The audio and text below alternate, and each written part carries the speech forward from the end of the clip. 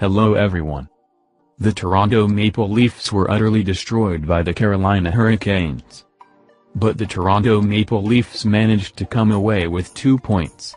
The game's number one star was Freddie Andersen. He also should have been named the second and third star. Even though he let in a softie that made it closer than maybe it might have been, the Leafs nearly blew a 3-goal lead with 10 minutes left in the third. Freddie was incredible. He made 43 saves in the win. For the third straight game, the Leafs allowed the opposition to get 10 shots before they got 2. Incredibly, the Leafs have picked up 50% of the possible points in these games. New look lineup.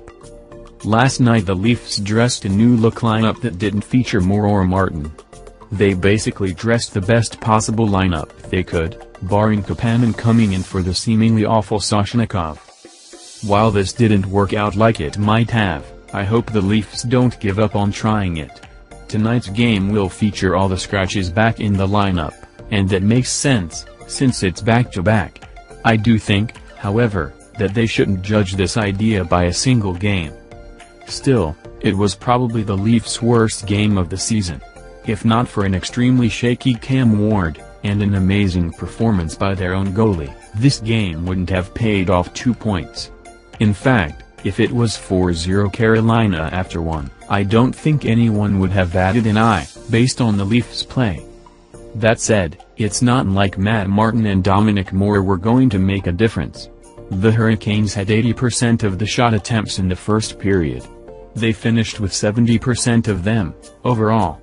That's not even a domination, that's an outright bludgeoning. Lucky to win. The Leafs were lucky to win.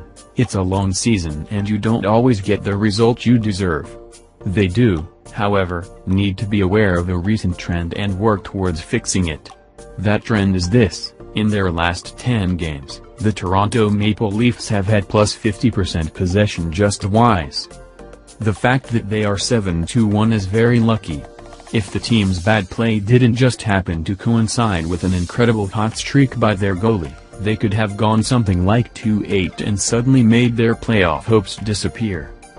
Right now the Leafs look like a lock to make it, and if this is the worst stretch of play they go through, then they will for sure.